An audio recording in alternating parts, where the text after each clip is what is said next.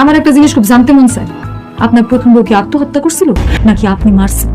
আত্মহত্যা করছি। মানিকরাকে আমি মেরে ফেলছি। ইকরা সুইসাইড করার মতো মেয়েই না। আজকের আলোচনাটা শুধু একটি ঘটনা নয়, বরং আমাদের সমাজের এক গভীর বাস্তবতার প্রতিছবি। তিথি এবং আলপিকে ঘিরে যে ঘটনা সামনে এসেছে তা যেন নাটক আর বাস্তব জীবনের সীমারেখাকেই মুছে দিয়েছে।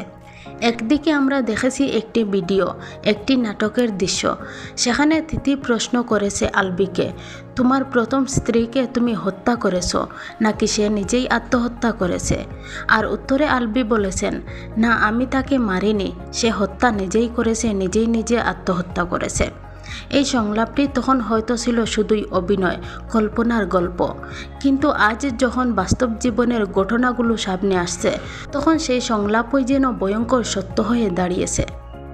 আলবির স্ত্রী ইকরা একজন নিরীহ নারী, যিনি তার স্বামীর ভালোবাসার উপর ভরসা করে জীবন গড়েছিলেন। কিন্তু যখন তিনি জানতে পারলেন তার স্বামী অন্য সম্পর্কে জড়িয়ে পড়েছেন, তখন তার পৃথিবীটাই ভেঙে পড়েছে।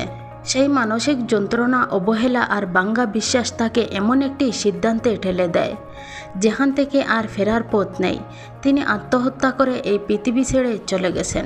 আজ মানুষ প্রশ্ন তুলেছে, এটা কি শুধুই কাকতালীয় নাকি অভিনয়ের আড়ালে লুকিয়েছিল বাস্তবতার ছায়া? নাটকের সংলাপ আর বাস্তব জীবনের ঘটনা যখন এক হয়ে যায় তখন তা শুধু বিনোদন থাকে না, এটা হয়ে ওঠে এক করুণ বার্তা। এই ঘটনা আমাদের একটি গুরুত্বপূর্ণ শিক্ষা দেয়, ভালোবাসা কখনো প্রতারণা হতে পারে না, সম্পর্ক কখনো কারো জীবনের শেষ কারণও হওয়া উচিত নয়। একজন মানুষের ভুল সিদ্ধান্ত, তার স্বার্থপরতা অন্য একজনের পুরো জীবনটাই শেষ করে দিতে পারে। তাই আমাদের সচেতন হতে হবে, মানবিক হতে হবে এবং সবচেয়ে বড় কথা, কারো অনুভূতির সঙ্গে খেলতে নেই। শেষে শুধু একটা কথাই বলবো, নাটক আমরা দেখি বিনোদনের জন্য, কিন্তু বাস্তব জীবন কোনো নাটক নয়। এখানে প্রতিটি সিদ্ধান্তের মূল্য অনেক বড় হয়। এমন আরও গুরুত্বপূর্ণ খবর পেতে আমাদের চ্যানেলটি সাবস্ক্রাইব করে পাশে থাকবেন এবং সম্পূর্ণ ভিডিওটি দেখার জন্য ধন্যবাদ।